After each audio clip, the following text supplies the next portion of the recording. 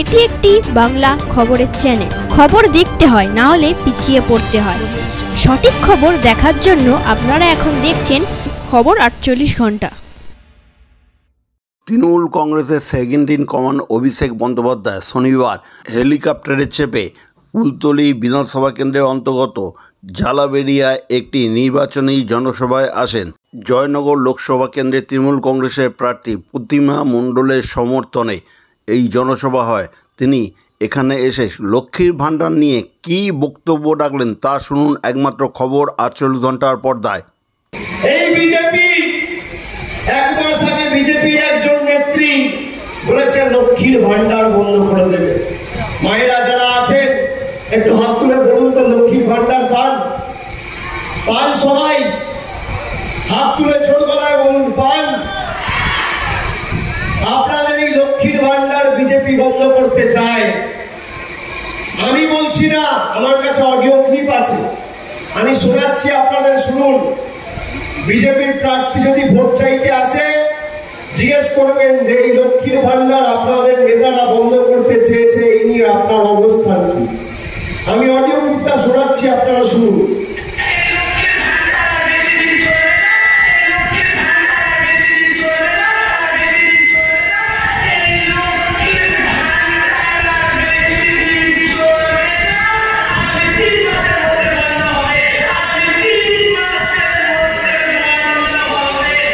শুনেছেন সবাই?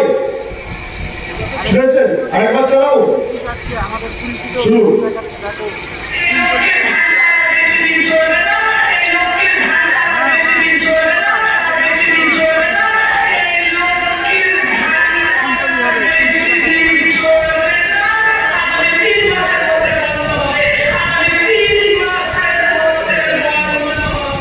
কি সবাই শুনলেন?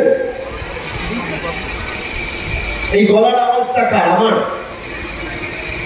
যে মহিলাটি বলেছে তার নাম হচ্ছে দীপা চক্রবর্তী, কুচবিহার জেলা কমিটির বিজেপির সহসভাপতি। আজকে প্রায় 1.5 মাস অতিক্রান্ত, বিজেপির রাজ্য নেতৃত্ব কোনো ব্যবস্থাই মহিলার বিরুদ্ধে নেয়নি। আমি যেই অডিও ক্লিপটা চালালাম, আপনাদের মুখগুলো, বিশেষ করে মায়েদের, দিদিদের, বৌদিদের সব ছোট ছোট হয়ে গেল। কেন?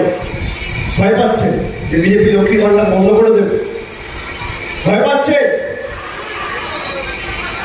যতদিন এই জেলায় তৃণমূল কংগ্রেস আছে, বুক দিয়ে আপনার লক্ষ্মীর ভাণ্ডার আগলে রাখবো। কোন বিজেপির নেতা, প্রধানমন্ত্রীর ক্ষমতা নেই আপনার লক্ষ্মীর ভাণ্ডার।